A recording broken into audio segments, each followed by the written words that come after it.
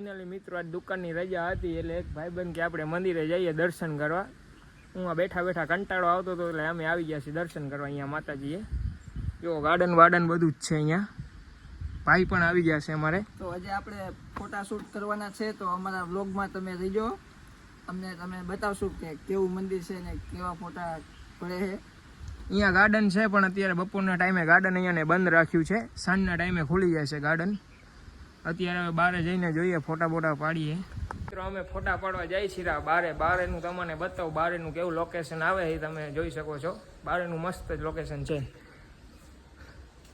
આ મંદિરનું છે તમે જોઈ શકો છો. તો પાણીના ઘૂંટિયા પી લઈ બે. બારેનું મસ્ત લોકેશન છે જોઈ શકો છો તમે. ગાર્ડન બંધ છે ને કે ગાર્ડનમાં મસ્ત ફોટા આવે પણ ગાર્ડન અત્યારે બંધ રાખ્યું છે અહીંયાને જોઈ શકો છો તમે. હવે અમારે પ્રદીપભાઈ બૂટ પહેરવાની તૈયારી કરે છે રા.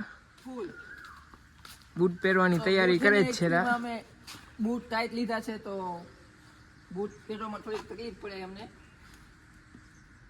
આવી તો જાય પ્રેમથી તો તકલીફ વાળા બૂટ છે.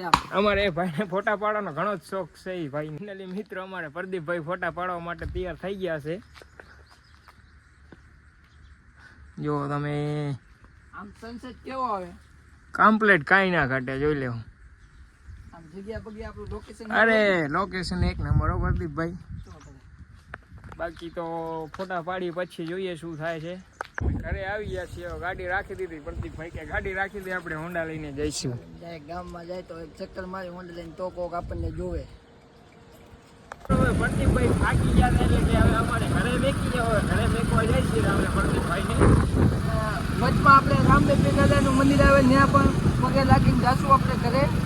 તો અમારા બ્લોગમાં તમે રહેશો તો તમને રામદેવ દાદાનું મંદિર પણ બતાવશું આપણે. મિત્રો અમે પહોંચી ગયા છીએ મંદિરે.